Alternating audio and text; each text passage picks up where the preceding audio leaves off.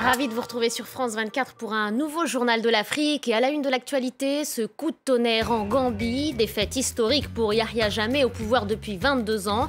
Le choix des électeurs s'est porté sur son principal rival.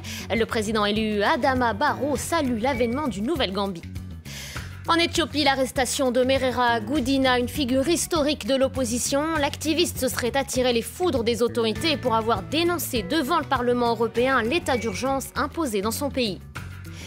Et puis ce coup dur pour les salariés de Firestone à Arbel au Libéria. Fragilisée par la baisse des cours du caoutchouc, la compagnie américaine s'est séparée de 500 de ses salariés, soit 7% de ses effectifs.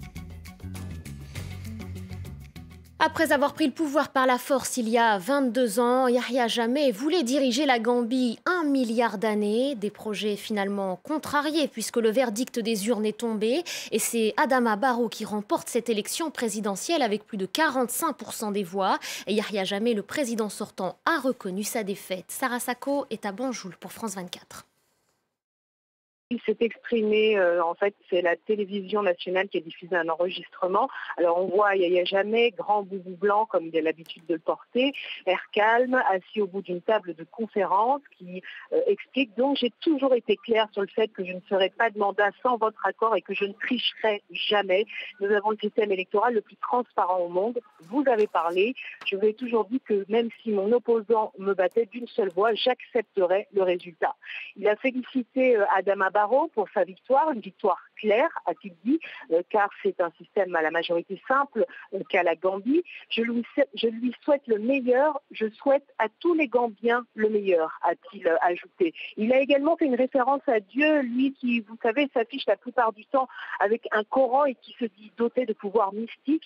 Il a dit qu'en tant que musulman, il croyait en Dieu avant tout et qu'il ne questionnerait jamais sa décision. Il a terminé son allocution d'un I wish you all the best, je vous souhaite le meilleur.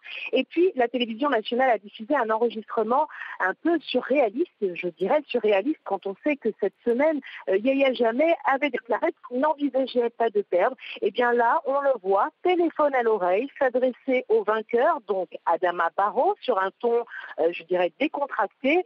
Vous allez devoir travailler avec moi pendant que je déménage et que je vous laisse ensuite le palais présidentiel, dit-il. Vous êtes le président élu de la Gambie, je vous souhaite le meilleur. Il plaisante même à un moment donné avec Adama Barrow, lui disant « Ah, donc vous êtes plus âgé que moi, je devrais donc vous appeler mon aîné ». Et donc l'échange dure comme ça plusieurs minutes. On entend également Adama Barrow qui remercie Yahya Jammeh puisque l'appel était en haut-parleur. Une scène assez surréaliste, je vous le disais. Il y a 51 ans, Adama Barrow, le vainqueur de ce scrutin, surtout connu pour sa réussite dans le monde des affaires. Il fait ses premiers pas en politique en septembre dernier, lorsqu'il est propulsé à la tête de l'UDP, le Parti démocratique uni, qui est donc l'homme qui dirigera la Gambie ces 5 prochaines années. Son portrait est signé Laurent Bertecher. Son visage a été imprimé sur des milliers de t-shirts et de posters placardés à travers le pays. Pourtant, il y a à peine 6 mois, Adama Barrow était encore inconnu du grand public.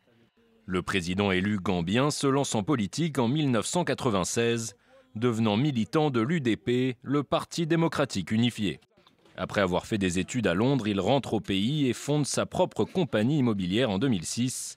Discret et humble de nature, l'homme d'affaires est propulsé sur les devants de la scène politique en juillet dernier, après l'incarcération de plusieurs cadres de l'UDP.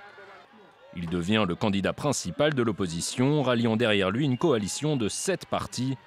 Face au président sortant, Yahya Jammeh, au pouvoir depuis 22 ans, il perçoit son manque d'expérience comme un atout, persuadé de répondre aux attentes de changement du peuple gambien. Nos chances sont excellentes. Le peuple nous a montré un soutien incroyable. Avec ce soutien, nous sommes sûrs à 100% que nous allons gagner. Durant sa campagne, Adama Barrow a promis plus de liberté et de démocratie en Gambie. Il s'est notamment engagé à accepter la mise en place d'un gouvernement de transition pendant 3 ans, à révoquer le statut de république islamique du pays et à changer la constitution pour limiter les pouvoirs du président. Son intervention devant le Parlement européen lui aura coûté sa liberté. L'Éthiopien Merera Gudina a été interpellé alors qu'il rentrait tout juste d'un voyage en Europe. C'est tort, s'être affiché publiquement aux côtés d'un opposant en exil et avoir dénoncé l'état d'urgence imposé dans son pays depuis le 9 octobre dernier. Les précisions depuis Addis Abeba de Karim Lebourg. Merera Gudina est maintenant en détention depuis 3 jours. Les raisons de cette détention, selon les autorités éthiopiennes, c'est d'avoir violé l'état d'urgence en ayant eu des contacts avec une organisation qualifiée de terroriste en Éthiopie. En fait, ce qui est reproché à cet opposant historique en Éthiopie, c'est d'avoir participé à une réunion du Parlement européen à Bruxelles le mois dernier aux côtés de l'ennemi public numéro 1 en Éthiopie, Berhanu Nega. Berhanu Nega est le fondateur du groupe Ginbot 7 qui soutient la lutte armée contre le gouvernement éthiopien et qui a été condamné à mort par contumace en Éthiopie. Merera Gudina, lui, a toujours prôné des moyens d'opposition pacifique contre le gouvernement éthiopien. Il était à Bruxelles pour témoigner de ce qu'il considère comme des violations des droits de l'homme en Éthiopie en raison de l'instauration de l'état d'urgence. Son nom s'ajoute maintenant à la très longue liste de plus de 11 000 personnes arrêtées en Éthiopie dans les 2 derniers mois depuis que l'état d'urgence a été instauré. Au Libéria, le fabricant américain de pneumatiques Firestone taille sévèrement dans ses effectifs. Sur les 8000 salariés que compte l'entreprise, près de 500 d'entre eux se retrouvent au chômage, sans indemnité pour certains. Des licenciements justifiés par la compagnie par les pertes qu'elle subit en raison de la baisse des prix du caoutchouc. Julie Jargot. La restructuration se poursuit chez Firestone. Le géant américain de la pneumatique et du caoutchouc a annoncé vouloir réduire de 7% sa main-d'œuvre au Libéria. Dans la plantation d'Arbel, les travailleurs s'inquiètent d'être mis à la porte, sans aucune compensation. J'ai travaillé pour Firestone pendant 4 ans et ils m'ont renvoyé sans dédommagement. Implanté au Libéria depuis 90 ans, Firestone est habitué aux polémiques. Accusé par le passé d'imposer des conditions de travail précaires et d'employer des mineurs, l'entreprise a également été mise en cause pour avoir financé le régime du dictateur Charles Taylor dans les années 90. Des accusations démenties par le géant américain qui s'est lancé au cours des années 2000 dans un vaste programme social. Centres médicaux, écoles, logements et repas gratuits, des services souvent bien supérieurs à ceux proposés par l'État. Forte de ses 8000 salariés, l'entreprise est également le plus gros employeur privé au Libéria et jouit d'une influence politique considérable. L'intervention du gouvernement pour s'opposer au licenciement n'aura d'ailleurs pu sauver que quelques dizaines de postes. On a participé à beaucoup de réunions entre les syndicats et l'entreprise. Au total, 500 employés devaient être licenciés, mais on a pu descendre jusqu'à 428 employés. Je pense que c'est une réduction importante. Certains employés licenciés exploitent désormais les plantations abandonnées par Firestone. Ils espèrent y récolter le peu de latex restant et le revendre à leur ancien employeur. Un mot de la CAN féminine. Le Cameroun, pays hôte de la compétition, et le Nigeria se sont qualifiés pour la finale. Une rencontre très attendue qui se tiendra demain à 15h30 au stade de Yaoundé. Réputés pour leur défense de fer, les Lions indomptables vont devoir redoubler d'efforts face au Nigeria, 9 fois championne d'Afrique. Je vous propose d'écouter les coachs de chaque équipe. Notre principal objectif est de remporter la coupe. Pour cela, il nous faut gagner les 5 matchs. On en a déjà gagné 4.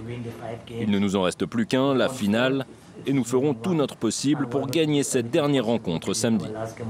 Dans ces équipes féminines, ce sont les anciennes joueuses qui mènent l'équipe. Ces joueuses voient leurs coachs comme des modèles. Alors c'est un immense honneur pour moi, mais aussi pour les joueuses et pour le développement du football africain. C'était l'une des dernières volontés de Nelson Mandela. 3 ans après sa disparition, l'hôpital pour enfants qui porte son nom a ouvert ses portes à Johannesburg. Il aura fallu 10 longues années d'efforts pour récolter les fonds nécessaires à sa construction. L'établissement compte un service de cancérologie, de radiologie et de neurologie. L'hôpital sera surtout ouvert aux plus démunis. Voilà, c'est la fin de votre journal de l'Afrique. Vous restez sur France 24, l'information continue.